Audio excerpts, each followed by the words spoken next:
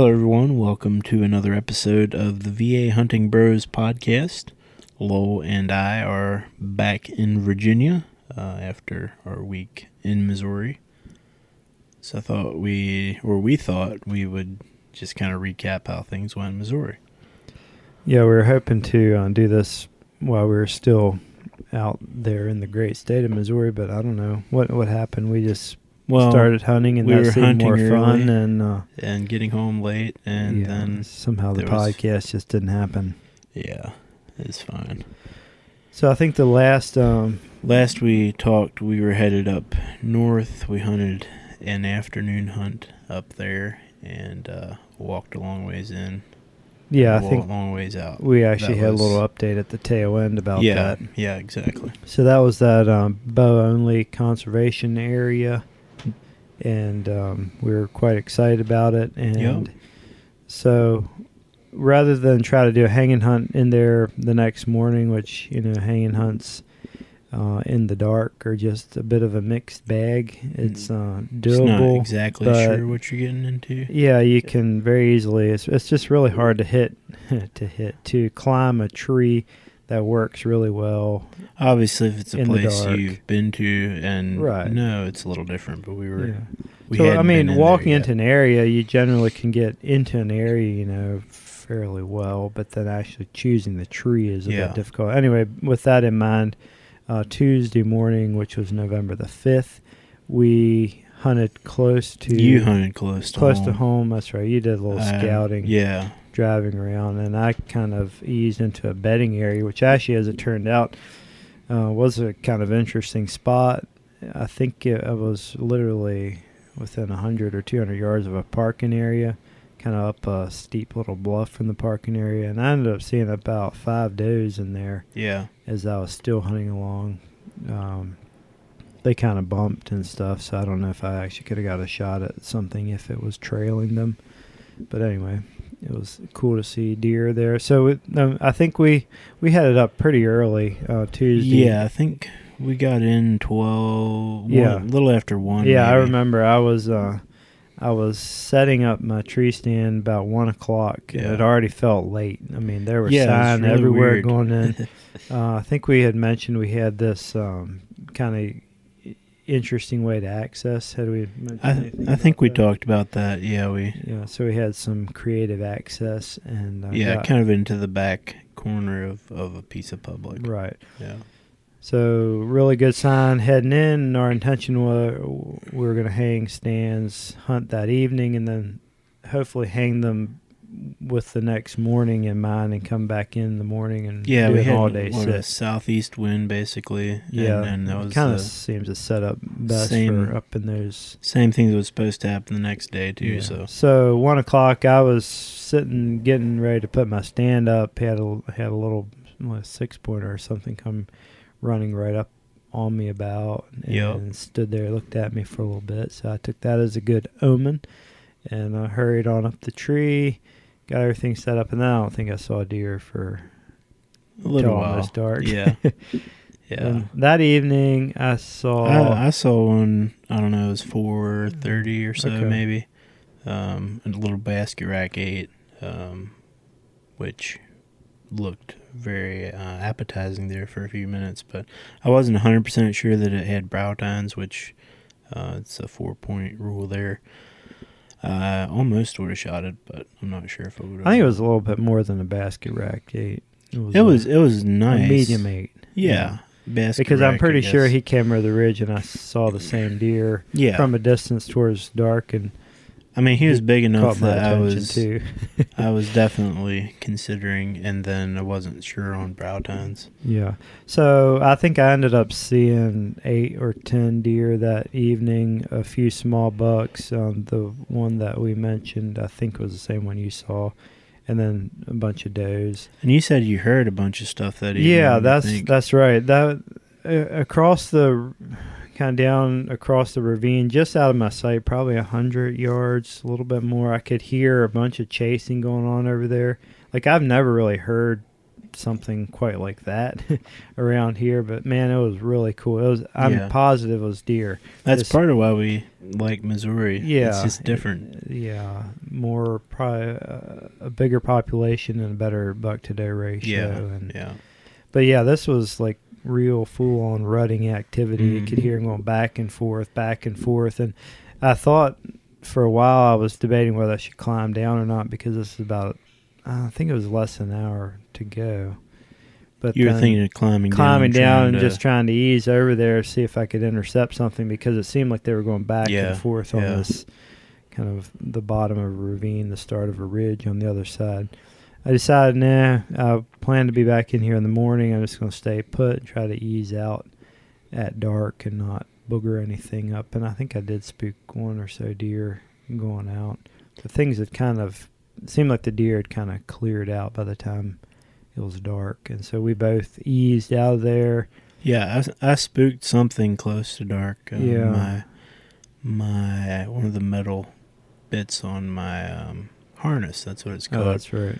Clanked on the piece under my seat. Anyhow, it was kind of unfortunate.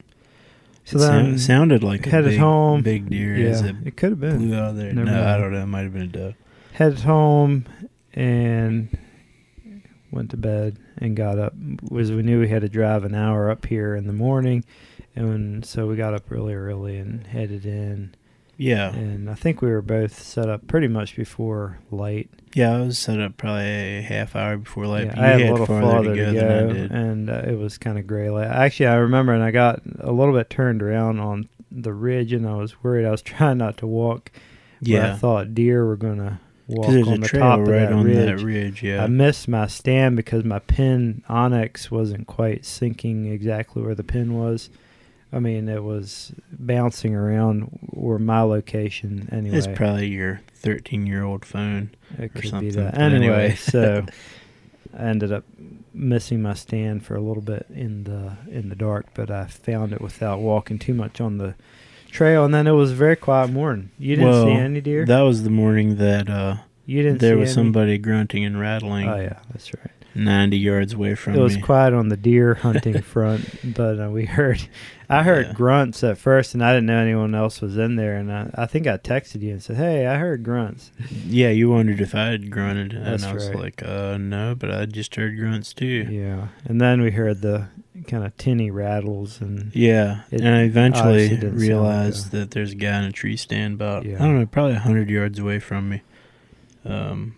I never saw him come in. He may have came in. Well, it just kind of depends how he came in. Probably I'm pretty sure he got in after us. Yeah, but I think he came off of private land onto use that. Not necessarily, but quite possibly. I mean, yeah. Anyway, it would have been a long hike. Maybe that explains why he was a bit late to the tree. Maybe so. Anyway, so I didn't see any deer till I didn't see anything. 9:07. You said 9:05 was your 9:05. It was a little after 9, and I was cold and kind of bored. Nothing was happening. I was wondering if I was going to be able to actually last this all day. You were already considering pouring coffee from your thermos. That's right. I decided I was going to wait till 9 o'clock or so, and then I was trying to talk myself into waiting as long as possible. I'm going to have a little coffee.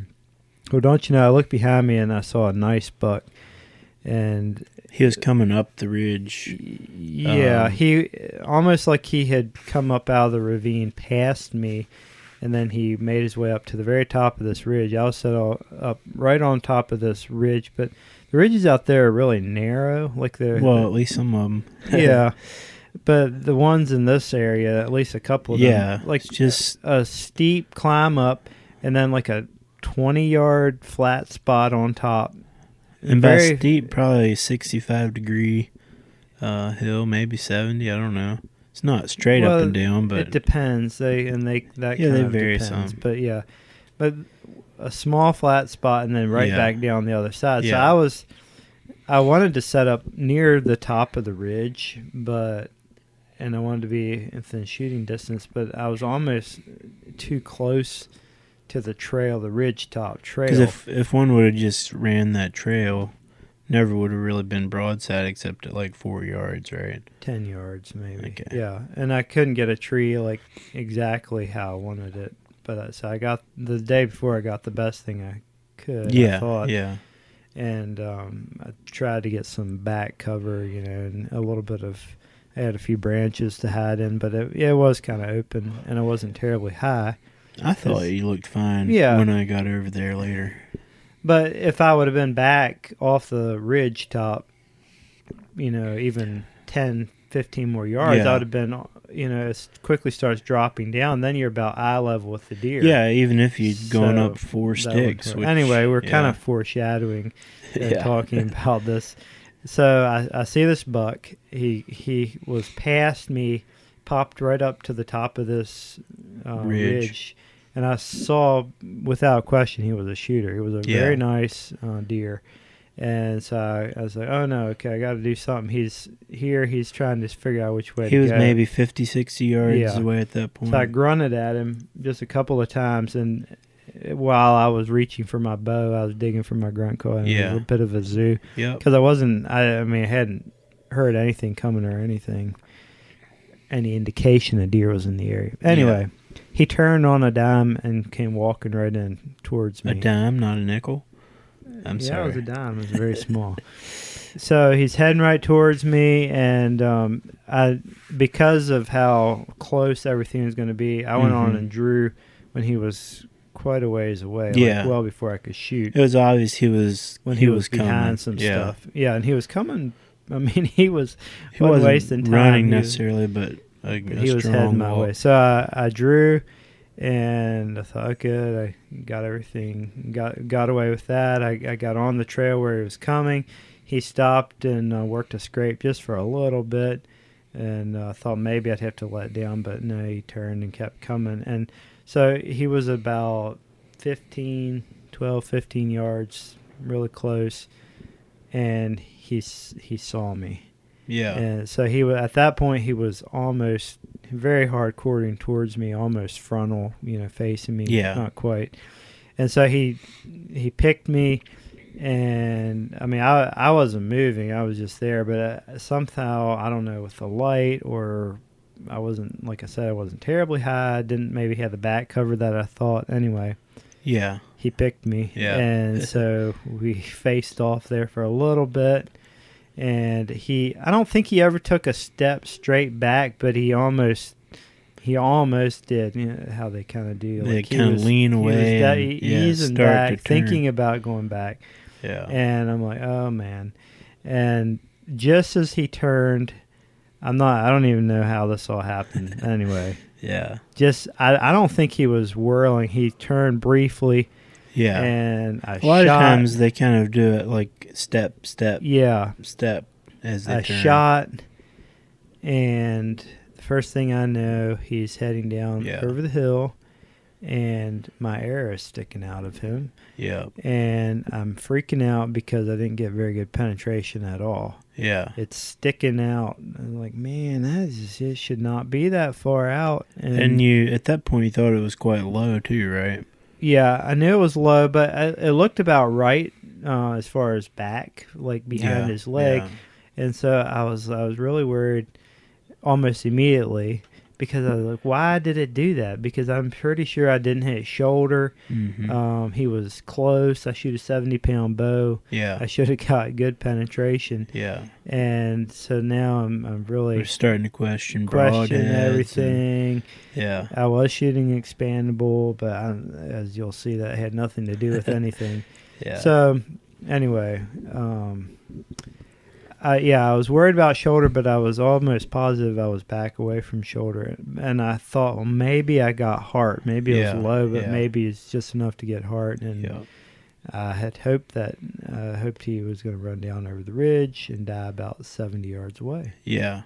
So at that point, he started texting and wildly. Nobody answered for like 15 minutes. I was excited, but I was also really nervous too. Yeah. And I finally I was worked up. It felt good. I was. Yeah. No. I was. I mean, you got to the point that we've been trying to get to. Right. We had worked really hard to get to that point. Yeah.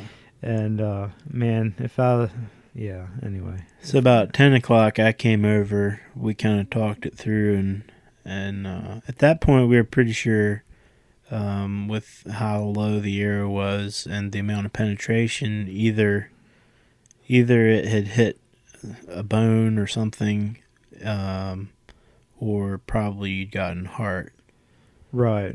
So we weren't quite sure, so we started easing down the trail a little bit and almost immediately found blood, and pretty decent blood. So we were like, wow, maybe it's better hit than we thought. And I think we were both feeling quite optimistic at that point. Yeah. And I was starting to think, well, maybe, man, if we find this thing, I'm going to go crazy up here on this ridge. We worked so hard.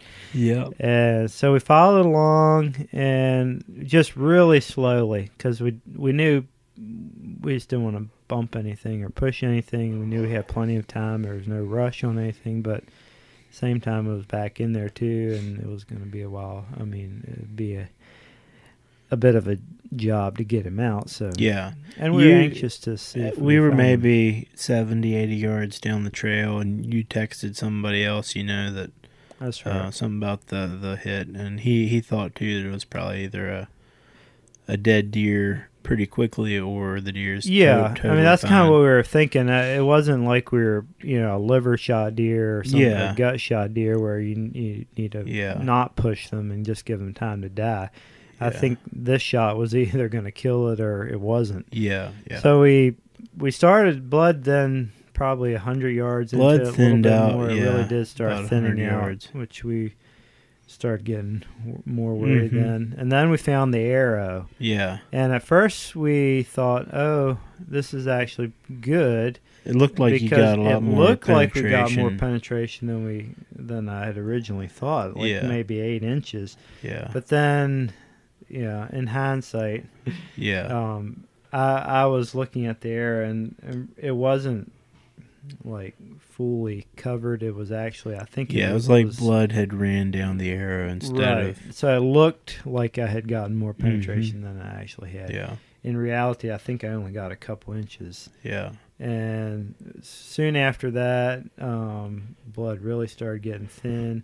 The deer crossed off of... well, at that point, it had been going downhill the whole time, and at probably 140, 50 yards, it turned almost like completely right and went straight up a hill. Yeah, which isn't really a good sign. Generally...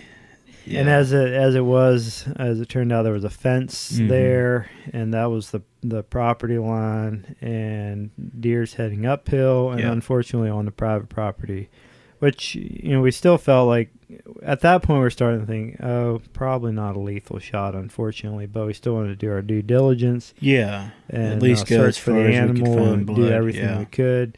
Yeah. That's just how we do things. We think we owe it to the animal and everyone involved. So actually we were able to find his information, the gentleman who owned the piece. Yeah, largely thanks to Onyx. Which Googled, not a sponsor, but that's okay.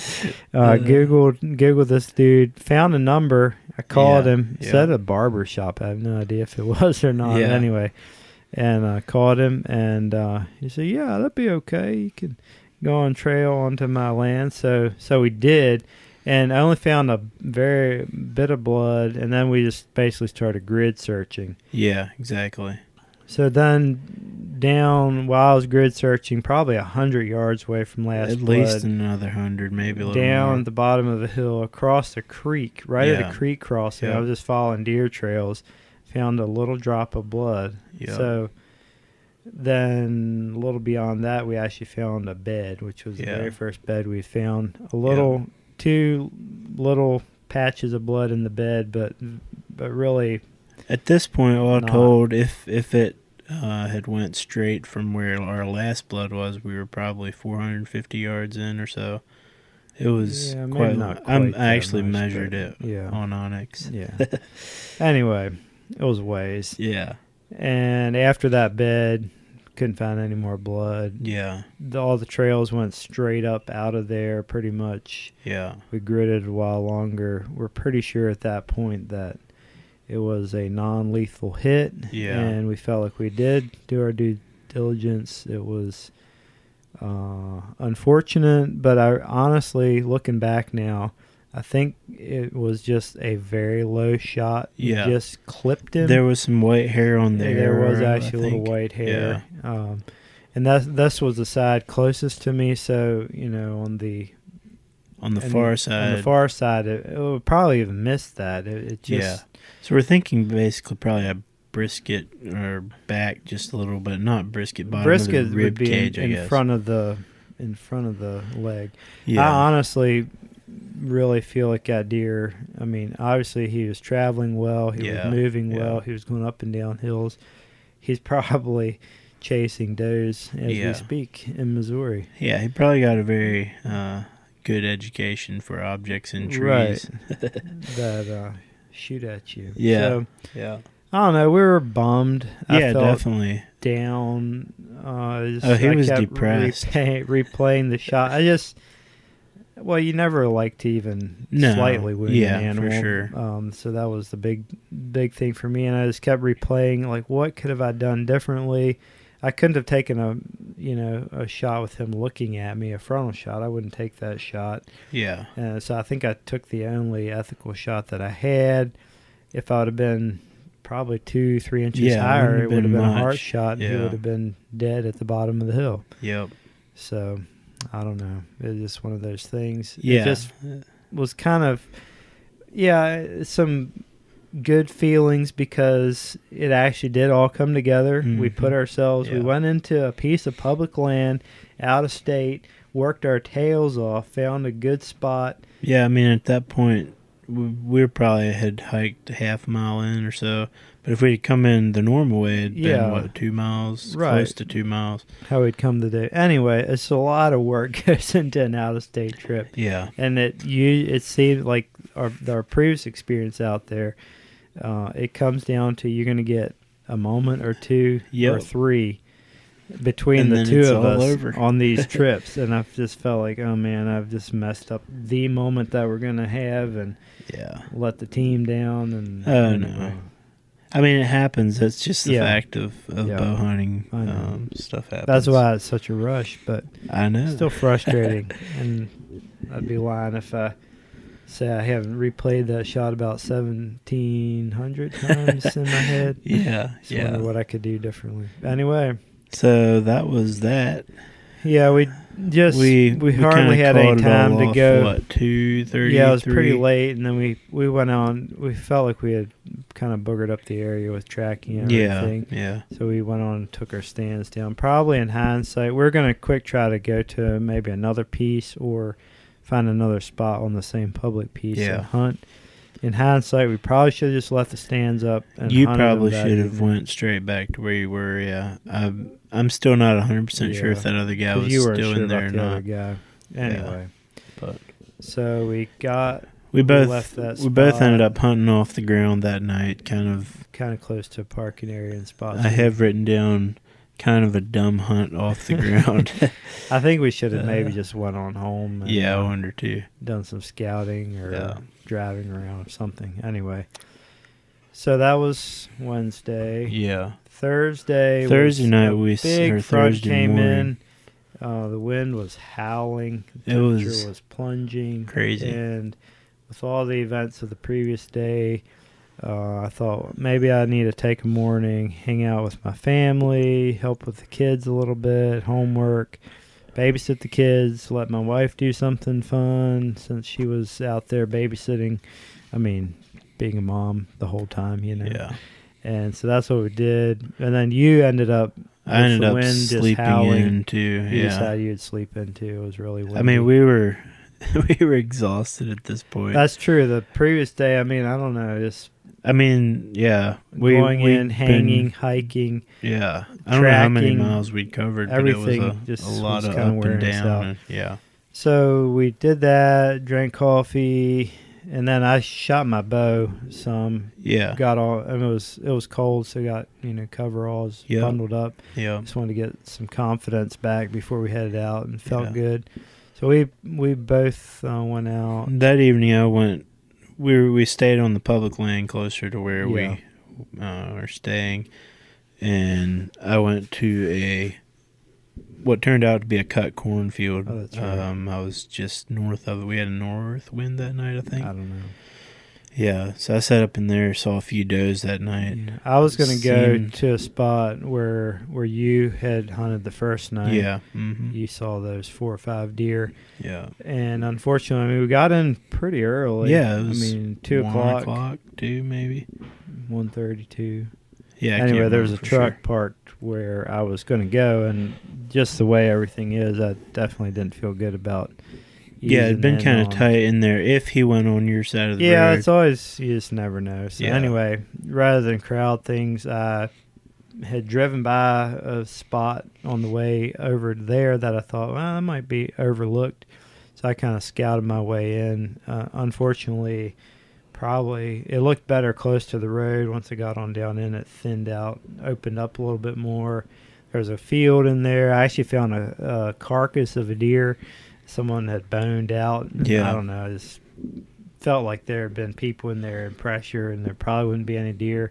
Looking on the map, it looked like a good spot. Yeah, but I'm not convinced it was a bad spot. I saw one doe about a dark. Yeah. It got over across the creek. Then there was some good thick bedding, and I think it could have been a good spot. But anyway, yeah, nothing shows. So we packed back out that night and decided we were gonna do a hanging hunt. Well, we talked about trying to go back up. Yeah, to the that was the place. debate. Do we go back up? Up to this point, we haven't seen any sign that's as good as what we saw up there. I mean, even when we were trailing my deer, I mean, the sign, it was crazy. I've never seen a place that tore up. Rubs, scrapes, fresh stuff. Well, I thought I'd seen a lot of sign going to where I had my tree stand, but then I went across to where you were to help trail that deer, and there was more stuff in that. He discovered that I had gar-holed him. There was more stuff in that kind of bottom and up the other side than I like you said, than I've seen anywhere. It was unbelievable, honestly. Yeah. And so we were at this point we had the issue of getting long. Yeah, and at this point we sort of had the issue that we're headed home the next day, and it's like Saturday. Yeah, Saturday. And so I started to bring up the issue. Do we drive an hour up there? And if we kill a deer, and if we drag it out and get it, you just do the math, it starts to get quite long. Yeah, we didn't have a definite deadline on the back end here at home, but we sort of did. We had school and work on Monday, and it's a 14-hour drive and a lot of factors. Yeah. It's just... it's one thing if it's two guys hunting out of their truck, but and then there's the other fact people and family too that makes it harder. There's the fact that the morning that I didn't hunt and I drove around, I found a standing cornfield pretty close to some stuff I'd hunted last year, and it seemed like a very good spot to go. The temperatures are definitely a lot colder on that part of the week than it was to start towards the end of the week. It was in the 30s maybe. Yeah, it was most of the day. Pretty frigid. I mean, those are daytime highs, so and nights down about 20. So we figured deer would be hitting corn. So you dropped me off at a spot. I was going to go into a spot I had scouted, I think, that Monday morning. Something like that. I did a big walk through a piece, and I did find some sign back in there enough that I was interested to come back in and check it out. So at that point, that seemed like my best option. I was going to walk through a overgrown field, which I kind of walked through a piece of it that Monday morning. Yeah, I was going to go a slightly different route. Well, it turned out to be a disaster. You also had a stand on your back this time. Stand on my back, so that's true. And it was just thick as all get out. There I was crawling or literally walking on my knees for a while, and I still didn't know if I could get through stuff. It was crazy. Yeah. And all this, planning to get back in there and hang a stand. Hope I had just at first light was what the plan was. Finally got through there, got back closer to where I wanted to hunt and tried to be quieter. But then I saw there was no way I was going to beat the sun or the first light, so I just tried to slow down, ease into where I wanted to hunt. Yeah. And got set up, and I started seeing deer almost right away. Doe fed right by me. I was waiting for the buck to be following her. Never did. And I saw Did you see a couple small bucks that morning? Or was I that saw several later? does. Well, then I saw one buck. I saw a couple does come by and a buck like a few minutes behind them, but on their same trail. Yeah. And I couldn't quite tell if he was a shooter, but last day he actually looked pretty decent to me. Yeah. And again, on this piece, they have to be 4 points on the sides. Yeah. And I think he probably was, and so I definitely wanted to get him in closer to look at him. Yeah. So I decided, well, with the success of my grunt up at the other place, let's grunt at him. So I reached for my tube, I grunted, and for whatever reason, he didn't like it, and he turned and went away, kind of ran off. Almost actually makes you wonder if he heard a grunt before and somehow associated it with human. I don't know. Yeah, or maybe was there a big dominant buck in the area? Or the other thing, I don't think he saw me move. He was about 50, 60 yards away again. Maybe somehow with the way the sun was shining on me, I was worried about actually shadows. Yeah. I hard to say. Making movements and I could see my shadow moving. It was quite still that morning. It was very beautiful morning. It was cold, clear and cold and still. Low 20s. Yeah. Anyway, so I saw a good number of deer, and you saw... I had a Spike walk by me at about 10 yards. But it was good enough. We both felt pretty good about our spots. We decided, well, it was cold. Yeah. And at the bottom line, we were a little bit wimpy. We decided we better... I don't know if it's wimpy. We just cold. Wimpy. Okay. So we don't have that high dollar... camo that keeps you actually warm. Maybe. We decided, okay, we're going to take an hour or two for lunch. Yeah. And then head back in as early as possible. And we weren't really prepared actually to do an all-day sit because we weren't really planning to when we set up. Yeah, exactly. So we did that. Well, as I was coming out, I found a bunch more rubs. That's right. You found some good sign. A couple big scrapes that were quite fresh.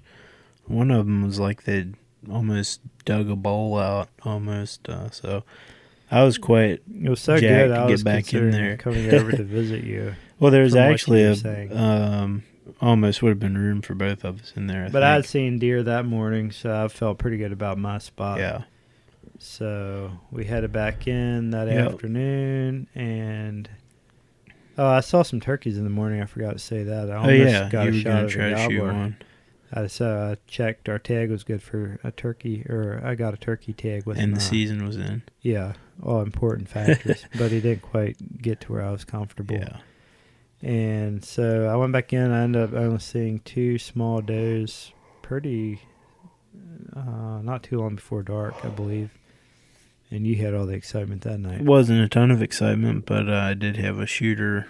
Really nice 8, maybe small 10, come by at about 40 yards, kind of back behind me. I was able to swing around and range some of the trails that I thought he was going to walk on, but he just didn't quite cooperate. I grunted at him several times. He'd stop and look, but he could kind of see in where my tree was, and he knew that there wasn't actually deer there, I guess, and he walked on through and out of our lives for now. I think I saw another small buck, 4:30, 5 o'clock then, but that was basically the end of our saga. Yeah, we had to pack everything up. I guess we could have tried to squeeze a morning hunt in, but it would have been only an hour or two, and we're all trying to travel in a minivan and packing stands and bows and everything. It just required a little bit of time, so we went on and started packing up after dark Friday and pulled out on Saturday, and that was it. That was it. Missouri. The weeks always just go so fast out there. It's crazy. Yep, sure does. We're already talking about next year, so who knows? Maybe. Yeah, there's always a big asterisk beside our discussions about Missouri at this point. But yeah, I think there's a couple things. I mean, man, the public land hunting is just a challenge. I mean, I don't care who you are, but yeah, for sure. You know, there was pressure out there. We saw out of state plates. Louisiana, Mississippi, it just does. folks. We just don't hunt public land right here in Virginia. And so it's different. I like the challenge of it. I mean, that part, man. I don't like the challenge as much as you do. I'd rather kill more deer. I get really addicted to that part of it. I do enjoy it. It's a lot of, I don't know. It's a lot of work. But yeah, there's so many variables though that we can't control. Like the guy came in the other way and set up 90 yards away from me, and just had no idea it was there. Yeah, all that. I mean, I just think public land whitetails have got to be some of the smartest critters around. I mean, obviously they've outsmarted us on how many trips now? Yeah, just two. Well, I guess there was the third one. I mean, in all of these trips, though, I guess the silver lining is we put ourselves in positions to kill bucks in every. I mean, we learn more every time we do it, and I think that's one of the reasons we keep doing it. Yeah. And that's one of the reasons it's so frustrating with missing that shot. It just, you work so hard and you want it to happen. And anyway, so I think we like the country. The terrain is different out there. It's a different experience. It definitely seemed to be something different when we headed north to that other place. I'm not sure if it's only because it's bow only. It seemed like there's more deer up there. A little closer to Iowa, all those kinds of things. But I think, we definitely learned some more this time. I think we did a number of things right. I really like the, last time we were hanging and hunting almost every hunt, morning and evening. Something to be said towards the end. Hanging your stand. I hunted the same place. That's right. For like you left 2.5 days. Which, looking back, I'm not sure if that was the smartest. Right. But there's something about hanging a stand, hunting it that evening, and then being able to go back in the next morning. Yeah, just being able to slide in the morning and know you're in a good tree and things like that. There's some value in that, it seems. Yeah. There's definitely value in scouting. I mean, I think this time we scouted way more than we did the last time. Yeah. Even from the vehicle, just driving around and seeing what crops are. Well, Sunday we were scouting when we went up north. Right, when we basically found that spot. Yeah. Just driving around. So I mean, we looked at it on the map. We thought it was probably a good place, but we had no idea till we actually got there. And we're like, wow, this is a great place. Yeah. So, I mean, I think we've learned a lot. Probably should try to do some public land hunting here close to home, too.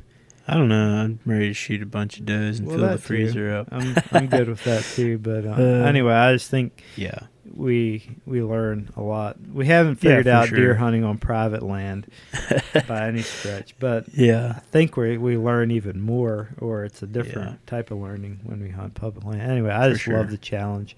I love the out of state thing. You have I love being able to 7 days to get it done. And 5, 6, 7 days just to focus on hunting because you're away from your work. Yeah, that is definitely a big part of it. I mean, we just hunt out there like we can't hunt here at home. I mean, it's impossible with work and family and school. Yep, just complicated. Yeah, so it's very enjoyable to focus on hunting, and it wears you out a little bit too. So yep.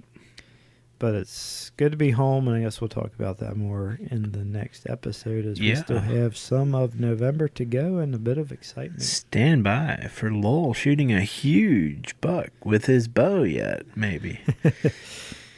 Yeah, we'll see. We'll try to record another podcast episode or two, probably throughout the remainder of the season here in Virginia, and who knows what after that, or if after that, I guess. But, and you never know where we might head next year. I'm kind of addicted to this out-of-state thing. There's some states within driving distance of us that we could drive through the night, be in, hunt a day or two, come back home, think of to our west. I don't know, your job is a little more forgiving for some things like that than mine. And, Did you say a state to our east? Yeah, do we have spot to our east? Maryland. I guess. There's an ocean over there. Drop some pins in other states. So we'll see where that leads. All right. Well, thank you all for listening. If you listen this far, you must be a true fan. I'm not quite sure why you listened this long. God bless you. Your life must just be boring, or you like deer hunting as much as us? Yeah, we definitely have consumed many podcasts over the last couple of months. So that's it for this one, I guess. Till next time, good luck hunting, and we'll see you. Keep learning just like us. Yeah. Catch you later. Bye.